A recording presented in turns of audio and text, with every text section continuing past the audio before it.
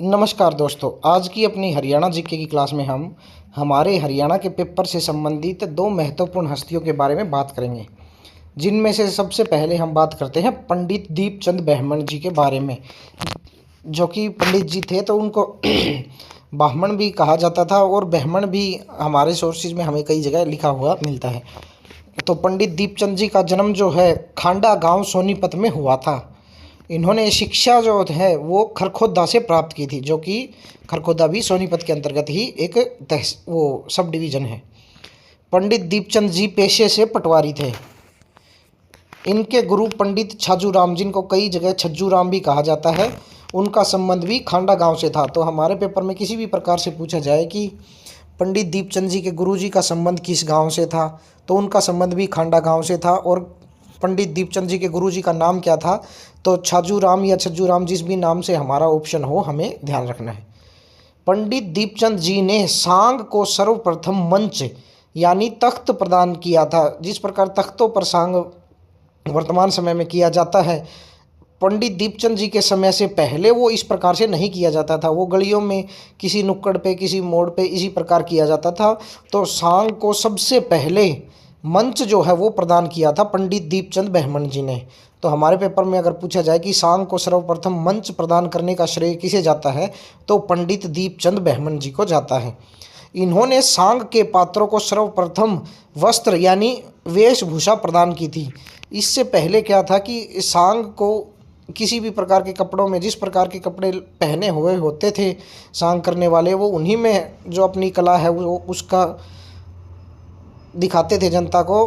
परंतु पंडित दीपचंद जी ने सांग के जो पात्र होते हैं उनको अलग अलग वेशभूषा प्रदान की थी। इन्होंने सांग को सर्वप्रथम संगीत के भिन्न भिन्न वाद्य यंत्र प्रदान किए थे। इनसे पहले सिर्फ खड़ताल का प्रयोग होता था सांग में। तो इनके समय से पहले जो सांगी होते थे वो सिर्फ खड़ताल का प्रयोग करके जो अपने गीत वगैरह थे उनके माध्यम से अपना सांग कर देते थे। लेकिन पंडित दीपचंद जी ने सांग को सर्वप्रथम भिन्न भिन्न वाद्य यंत्रों के माध्यम से सांग किया था। इन्होंने सांग में सर्वप्रथम काफिया यानी 3 छंद का एक काफिया होता था, जिसको 3 कली की रागनी भी कहा जाता है। तो हमारे पेपर में किसी भी प्रकार से पूछा जाए कि 3 कली की रागनी को हरियाणा में क्या कहा जाता है, तो काफिया कहा जाता है। काफिया का सर्वप्रथम आविष्कार किसने किया था, तो पंडित दीपचंद ब्राह्मण जी ने किया था। और काफिया में क्या होता है, 3 छंद होते हैं, उसका आविष्कार पंडित दीपचंद ब्राह्मण जी ने किया था। इससे पहले क्या है, चौबोला का प्रयोग सांग में किया जाता था, जिसको चमोला भी कहते हैं। हमारे हरियाणा में आम तौर पर जैसे कोई ज़्यादा बोलता है उसको भी बुजुर्ग जो लोग हैं वो उसको आम भाषा में बोल देते हैं कि ज़्यादा चमोले ना उतार। तो चमोला का मतलब क्या हुआ, चौबोला को ही चमोला कहा जाता है। चमोला 4 छंद की रागनी होती थी। तो काफिया का आविष्कार पंडित दीपचंद ब्राह्मण जी ने किया।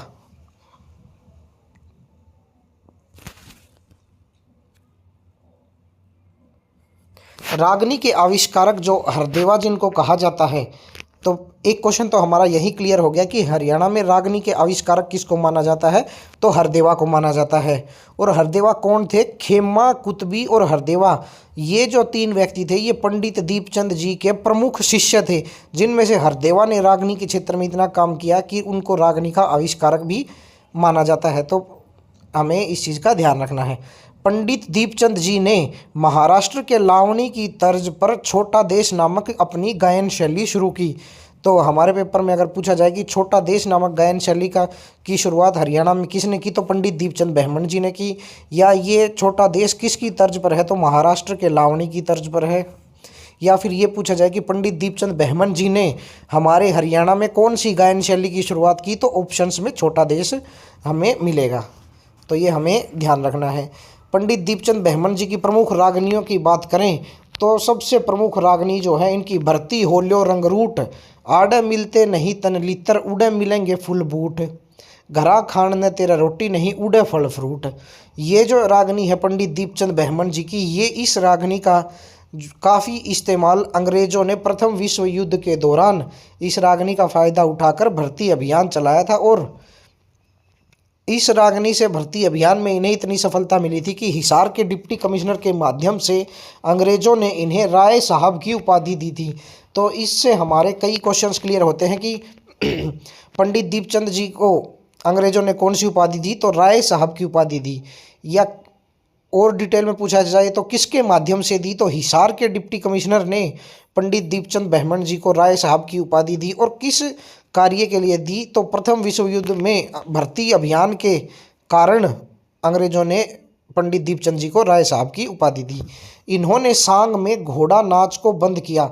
इनके समय से पहले सांग में घोड़ा नाच करके दिखाया जाता था, उसको इन्होंने सांग में बंद करवाया।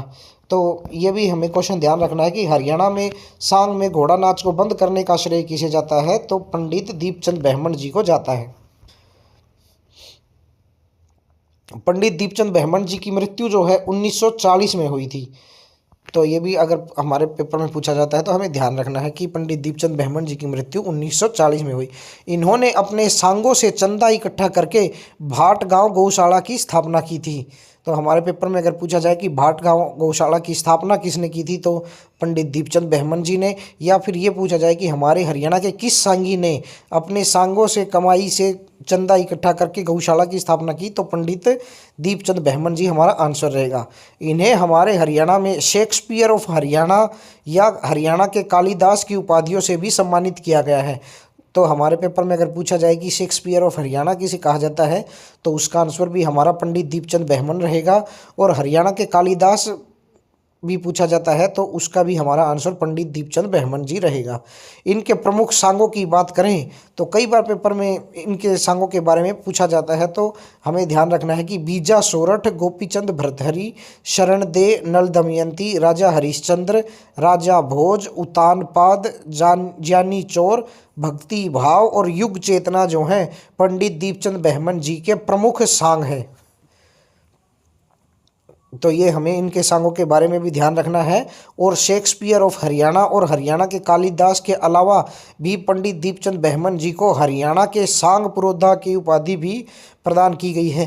तो पीछे काफ़ी सारे पेपरों में पूछा गया है शेक्सपियर ऑफ हरियाणा और हरियाणा के कालिदास से संबंधित क्वेश्चन। तो हमें हरियाणा के सांग पुरोधा का भी ध्यान रखना है कि अगर हमारे आगे आने वाले पेपरों में पूछा जाता है कि हरियाणा के सांग पुरोधा किसे कहा जाता है, तो हमें ध्यान रखना है कि पंडित दीपचंद बहमन जी को हरियाणा के सांग पुरोधा की उपाधि से भी सम्मानित किया गया है।